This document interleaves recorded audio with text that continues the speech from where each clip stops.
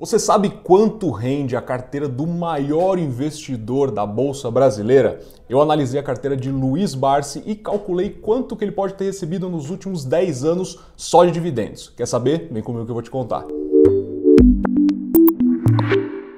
Fala pessoal, para quem não me conhece, meu nome é Vitor Bueno, sou sócio analista de ações aqui da Nord Investimentos e sou responsável pela carteira do Nord Dividendos. Recentemente eu fiz um estudo bem completo sobre a carteira de Luiz Barsi, o maior investidor pessoa física, ou seja, investidor individual da Bolsa Brasileira, e calculei o quanto que ele pode ter recebido somente de dividendos nos últimos 10 anos. Para quem não conhece, Luiz Barsi nasceu em 1939, então já tem algumas décadas aí de história.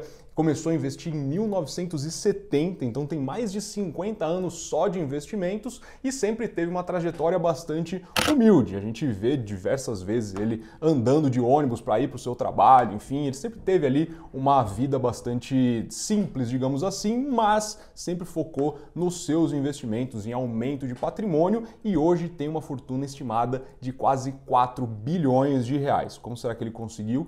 Vamos ver aqui. Basicamente, a estratégia de Luiz Barsi é bem simples. Ele foca naquilo que a gente faz muito aqui também na Nord Investimentos, que é investir em empresas boas, empresas sólidas, empresas maduras, empresas que estão situadas em setores perenes, em setores já muito consolidados. Inclusive, ele gosta basicamente de 5 setores principais, que ele mesmo denomina de BEST, que é basicamente os bancos, setor de energia, setor de saneamento, setor de seguros e também o setor de telecomunicações, BESTs com os 2 S, tá? Obviamente que ele não investe somente nesses setores, ele investe também em alguns outros e outros segmentos também, mas existe um setor que ele mesmo nunca vai investir, nunca investiu inclusive, que é o setor do varejo. Inclusive saiu uma polêmica recente dele falando sobre Magazine Luiza, né, que possivelmente a gente veria o Magalu quebrando num futuro não muito distante, seguindo ali a trajetória de grandes nomes ali que a gente tem aqui no nosso país, como a Mesbla e o Mapping também. Sendo assim, dificilmente a gente verá a Barsi investindo em varejistas ou até em outros segmentos que são mais sensíveis ao cenário macroeconômico, e o foco dele deve continuar sendo em empresas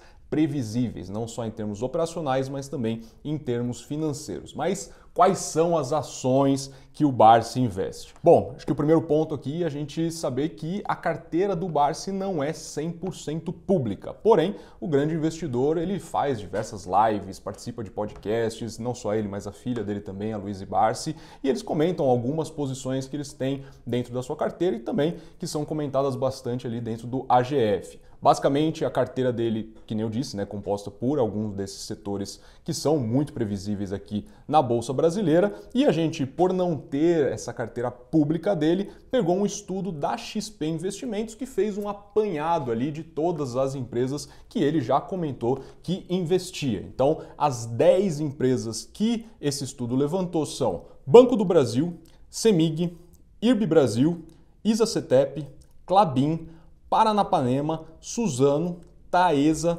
Taurus e Unipar. Essas são as 10 principais posições da carteira do Barsi. Vale destacar também algumas companhias que já foram comentadas e que ele possui uma posição relevante também, como Eternit, AS Brasil, né, que inclusive foi vendida agora recentemente para a Auren que também ele iniciou posição recentemente. Então esses são os principais ativos e a gente baseou o nosso estudo, né, para calcular quanto que ele poderia ter recebido de dividendos em cima dessas companhias aqui. Como eu disse no início do vídeo, o Luiz Barsi possui hoje uma fortuna estimada de 4 bilhões, mas lá em 2014, né, tendo em vista que nosso estudo foi nos últimos 10 anos, lá em 2014 a sua fortuna estava estimada em 1 bilhão de reais. Então, o que a gente utilizou aqui como premissas do nosso estudo? A gente pegou essa empresa, na verdade a gente fez uma única alteração aqui, né, porque nos últimos 10 anos algumas dessas empresas ainda não estavam na bolsa, né, então a gente não teria todo esse período, todo esse histórico, então a gente acabou tirando IRB Brasil, que foi uma empresa que fez o seu IPO lá em 2017, e a gente fez a troca e colocou aqui no lugar a Eternit, que nem, como eu disse, é uma empresa que ele possui uma posição bastante relevante. E vale destacar aqui também que, além das posições dele, de todas as empresas não serem públicas, a gente também não sabe a alocação. Então, uma outra premissa que a gente adotou aqui no nosso estudo é que, lá em 2014, com esse 1 bilhão de reais que ele tinha de patrimônio, cada uma das posições representava 10% da sua carteira, tá? Então, basicamente, eram 100 milhões investidos em cada uma dessas posições para que a gente entendesse mais ou menos, tivesse uma ideia de quanto que ele poderia ter recebido de dividendos dessas empresas. Mas antes de mostrarmos aqui o estudo completo, eu tenho certeza que você está assistindo esse vídeo porque tem interesse nesse assunto de dividendos. E se você já investe em ações que pagam dividendos, ou se você tem a intenção de investir nesse tipo de companhia e deseja calcular o quanto você precisa investir ou continuar investindo para atingir a sua aposentadoria, eu vou deixar um link aqui embaixo com a minha planilha exclusiva, onde você vai poder calcular quanto você precisa investir mensalmente para atingir o seu patrimônio desejado e o quanto que você pode receber no futuro de proventos das empresas investidas, e também uma aba dentro dessa planilha onde você pode colocar a sua carteira de investimentos com as empresas que você possui e mapear quanto que você está recebendo de cada uma delas. Então, não perca essa chance. Mas vamos lá, vamos para o que interessa aqui, o estudo, os números e o resultado que a gente teve, quanto que Luiz Barsi deve ter recebido de dividendos nos últimos 10 anos. Vale colocar aqui mais um disclaimer que eu considerei tanto os dividendos, né, que saem do lucro líquido das empresas, como também dos juros sobre capital próprio, que tem aquela tributação de 15% retidos na fonte. Mais um disclaimer aqui, essa carteira é apenas um portfólio hipotético, não deve ser interpretado como uma carteira 100% fidedigna que Luiz Barsi tinha lá em 2014 e que tem até hoje. É só um estudo para a gente realmente entender o quanto que a gente poderia ter recebido com base nessas posições já comentadas aqui. Mas vamos lá, colocando todas as premissas nessa tabela que está aparecendo aqui do lado, a gente tem todas as posições comentadas, já colocando a troca aqui de IRB por Eternit, investimentos iniciais de 100 milhões de reais em cada uma dessas posições. Eu peguei inclusive o preço inicial para calcular o número de ações, né, que teriam sido investidas lá em 2014 nesse patrimônio. O preço inicial não considera, né, obviamente, os ajustes por os dividendos que foram feitos ali nesses últimos 10 anos, e assim a gente chegou nesses números aqui. O preço inicial está do lado aqui de cada uma das posições. Número de ações a gente também coloca aqui, vale destacar o preço da Unipar, que teria sido pago lá em 2014, né, de 52 centavos, isso permitiu que ele comprasse ali, que ele pudesse ter comprado, aliás, cerca de 192 milhões de papéis da companhia, e essa é uma das estratégias que ele adota, inclusive, né? Ele sempre fala, o Luiz Barsi, que quanto mais ações você tem, mais dividendos você recebe. Por isso que grande parte dos dividendos que ele recebeu, né, nos últimos anos, na verdade, desde que iniciou sua trajetória de investimentos,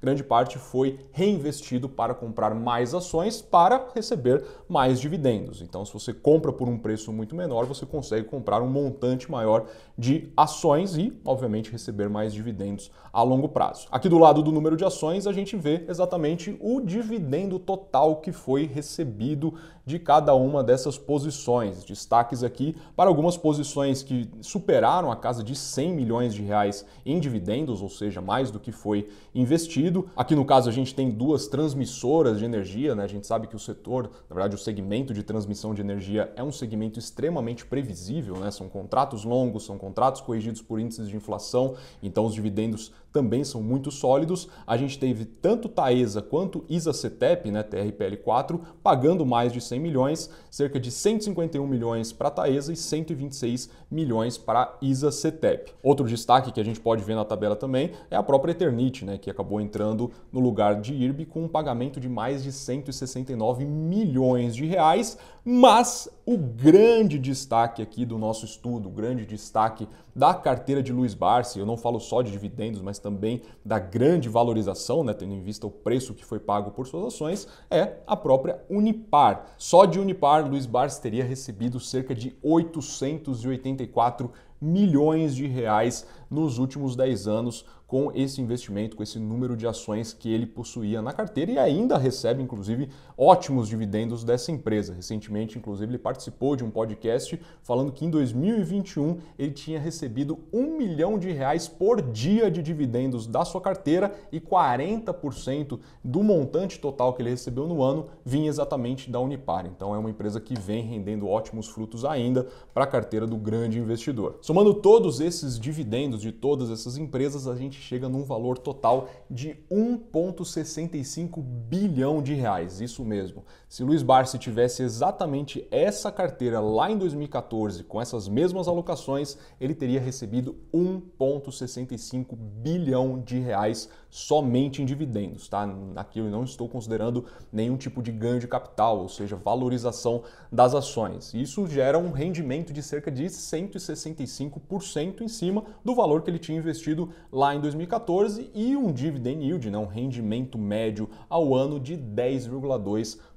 Ou seja, muito acima da média da Bolsa Brasileira, da média das boas pagadoras de dividendos, que gira em torno de 6%. Mas o estudo não para por aqui. Eu também calculei quanto que Luiz Barsi teria recebido de dividendos nesse mesmo período, com essas mesmas alocações, caso os dividendos fossem tributados. Vai lembrar que eu disse que apenas os juros sobre capital próprio são tributados aqui no nosso país em 15% retidos na fonte, tá? O que vem do lucro líquido, ou seja, grande parte dos dividendos, não são tributados, mas existem ali algumas discussões hoje em dia que possivelmente no futuro a gente tenha também a tributação no lucro líquido das empresas, como acontece, por exemplo, nos Estados Unidos. Aqui nessa tabela a gente consegue ver exatamente essa diferença. Eu coloquei aqui do lado tanto o dividendo total que estava na outra tabela, tudo que foi calculado de acordo com cada uma das posições, e logo do lado o dividendo tributado. A gente consegue ver exatamente a diferença em cada uma das empresas. No caso do Banco do Brasil, não existe uma diferença tão grande, A gente vê que é uma diferença de apenas R$1 milhão,